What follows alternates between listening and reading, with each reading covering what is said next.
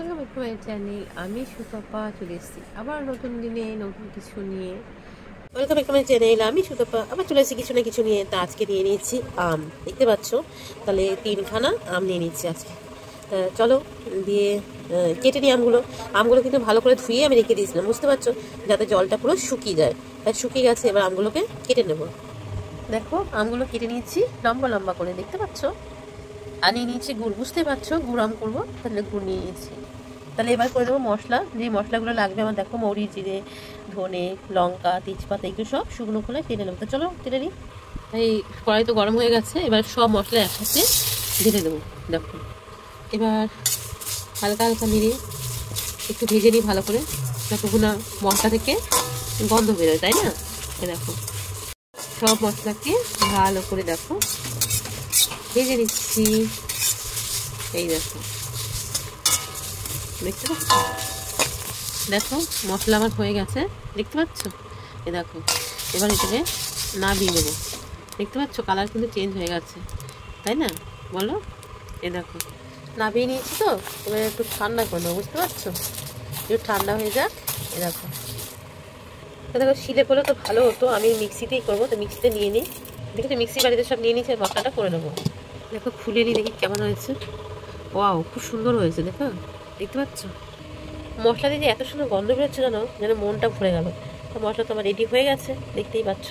বসিয়ে দিচ্ছি কড়াই, দেখো আবারও দিয়ে দেবো সামান্য একটু তেল, জাস্ট অল্প একটুখানি তেল দেবো। তেল তো গরম হয়ে গেছে, দিয়ে দেবো 5 ফোড়ন আর শুকনো লঙ্কা আর তেজপাতা।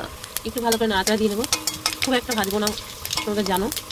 দেখো হয়ে গেছে, এবার এর মধ্যে কেটে রাখা আমগুলো এবার এর মধ্যে দিয়ে দেবো। এটা একটু নাড়াচাড়া করে দেবো, একটুখানি সামান্য হলুদ দেবো, আর একটুখানি হালকা একটু নুন দিয়ে এবার হলুদটা দিয়ে দিয়েছি একটুখানি ভাত নিয়ে নেবো, ঠিক আছে? যাতে হলুদের কাঁচা গন্ধটা চলে যায়। তোমরা কিছু করো অবশ্যই বলবে, আমি তো এইভাবে করি, ঠিক আছে? এই দেখো এবার এর মধ্যে দিয়ে দেবো গুড়টা, যে গুড়টা রেখেছি। গুড়টা দেখে তো খুব ভালো মনে হচ্ছে, কাছে এগুলো জানি না কেমন হবে। এবার ভালো করে গুড়টাকে গলিয়ে নেবো।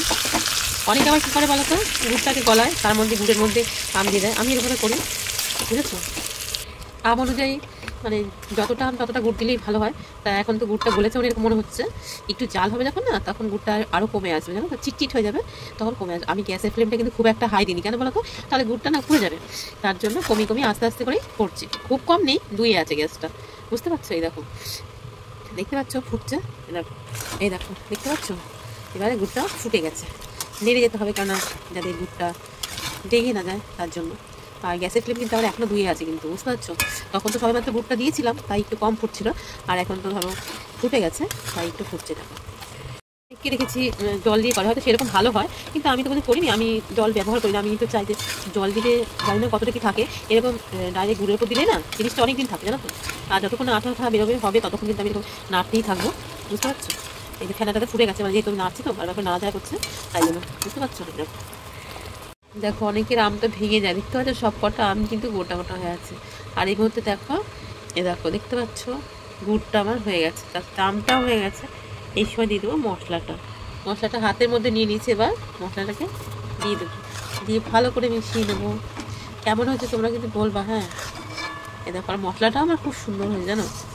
খুব একটা মিহি হলে ভালো লাগে না মশলাটা, তা আমার অনেকটা মিহি হয়ে গেছে। এ দেখো তাই কেমন হচ্ছে অবশ্যই বলো। আমার কিন্তু গ্যাসটা জ্বলছে, গ্যাসটা কিন্তু আমি এখন ঠান্ডা করিনি, মানে বন্ধ করিনি। এই দেখো এই তো, তাতে মশলাটা কী হবে না, ভালোভাবে মিশে যাবে। এই দেখো